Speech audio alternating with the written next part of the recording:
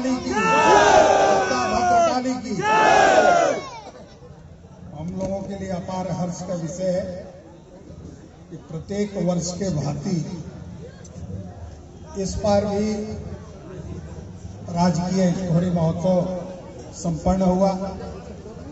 यह श्रद्धा का केंद्र है और ये महोत्सव माता की कृपा से चल रहा और इस जागृत जगह की प्रेरणा से चल रहा है।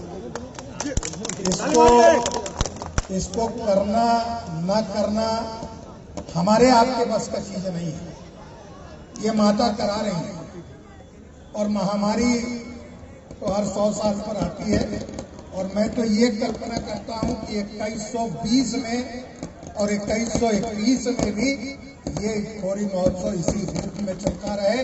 माता का यही आशीर्वाद भद्रकाली मैया के, क्योंकि सरकारों के आने जाने से और जनप्रतिनिधि आज हम हैं, किशुन जी हैं, कल कोई और रहेगा, इसका इस महोत्सव पर असर नहीं पड़ेगा। इसके न्यू में ये शामिल है और मेरे जैसा व्यक्ति तो यही इच्छा रखता है कि सांसद से हटने के बाद किसी दिन इटखोरी महोत्सव 19, 20, 21 फरवरी को भीड़ में कहीं आनंद लूं।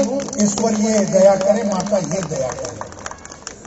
इसलिए ये श्रद्धा का केंद्र है और आपने भी देखा कि आज इस विषम परिस्थितियों के बाद भी ये कार्यक्रम उनकी कृपा से अपने आप पहुंचते चला गया।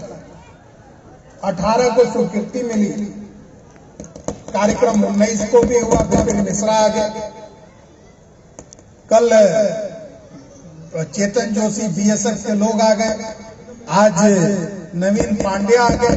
लेकिन जो सबसे बड़ी बात है जिसको हमको ध्यान में रखना चाहिए कि 2015 में जब इटखोरी महोत्सव की शुरुआत हुई थी तो हम लोगों ने एक सांस्कृतिक परंपरा का बीजारोपण किया था।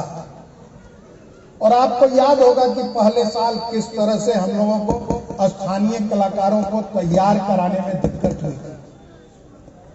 आज मुझे लग रहा है कि आप लोग परेशान हो रहे हैं कि कितने लोगों को कार्यक्रम दें, लेकिन माता ने ये स्थिति बनाई कि जो बीज हम लोगों ने रोपा था वो 7वें साल में ही इतना फल देने लगा कि हमको किसी बाहर के कलाकार की जरूरत नहीं है।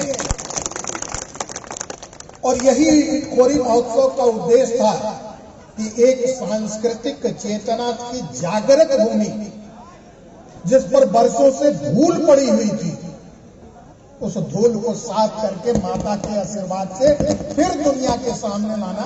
क्योंकि ये माता के हिसाब से यहाँ का इतिहास तो सांस्कृतिक इतिहास 1200 साल से 1500 साल पुराना है और उसी को जागृत करने का हम लोगों ने काम किया है।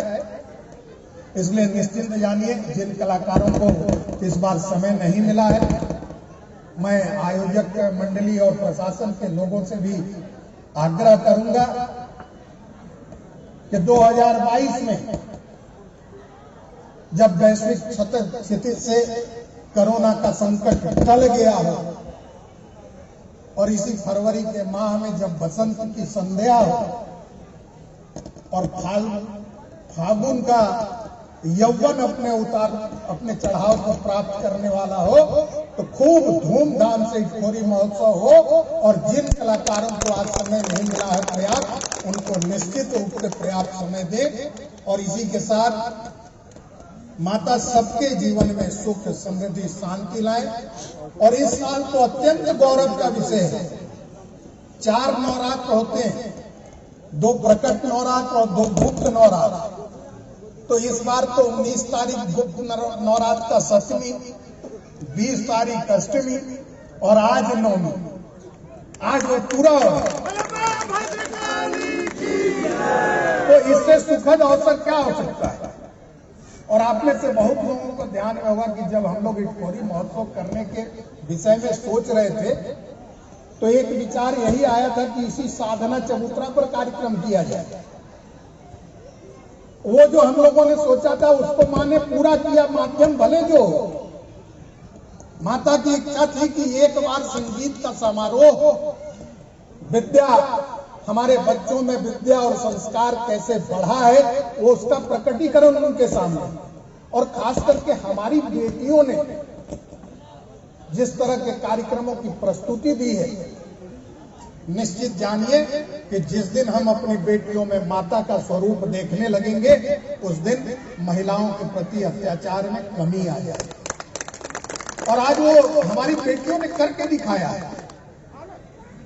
चाहे योग का कार्यक्रम हो, चाहे संगीत का कार्यक्रम हो, तो उनके साथ साथ मैं उनके माता पिता को भी नमन करता हूं कि जिन्होंने अपने बेटियों को स्वतंत्रता दिया कि इटखोरी महोत्सव के कार्यक्रम पर तुम्हारे लिए वो मंच है, तुम्हारे लिए जगह है जहां तुमको सम्मान मिलेगा, तुमको अपनी माता का स्वरूप प्राप्त होगा। ये बहुत हमारे लिए गर्व का विषय है। और खास करके बीएसएफ के साथियों ने जिस तरह, मुझे लगता है कि परंपरा बनाने की शुरुआत की है, वो भविष्य में भी चलता रहे। और इसी के साथ साथ जिला प्रशासन और मीडिया के साथियों को भी, क्योंकि बिना मीडिया के इटखोरी महोत्सव इस रूप में नहीं पहुंचता, क्योंकि आपने जो कुछ किया है कहीं ऐसा स्वरूप नहीं मिलता है। इसलिए आप सभी बधाई के पात्र हैं, पुलिस प्रशासन के लोग और मंदिर के पुजारी। नागेश्वर बाबा के नेतृत्व में तो इनका अद्भुत समर्पण रहता है। और चाहे कितनी भीड़ हो जाए, सबको शांति से पूजा कराना, उनको प्रसाद देना, और खास करके जिस तरह से महाआरती की परंपरा प्रारंभ हुई है वो भी चलते रहे।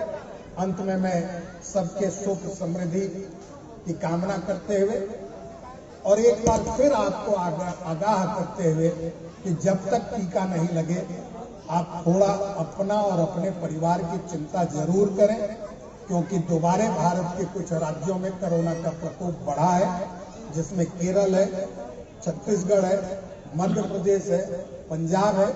तो हम माता के साथ ये भी आशीर्वाद लेके जाए कि हम अपने अपने परिवार की रक्षा जहां तक संभव है वो करेंगे। इसी शुभकामना के साथ कि आपके जीवन में सुख समृद्धि आए। बहुत बहुत धन्यवाद। और अंत में एक बार बोले माता भद्रकाली की, माता भद्रकाली की, माता भद्रकाली की। बहुत बहुत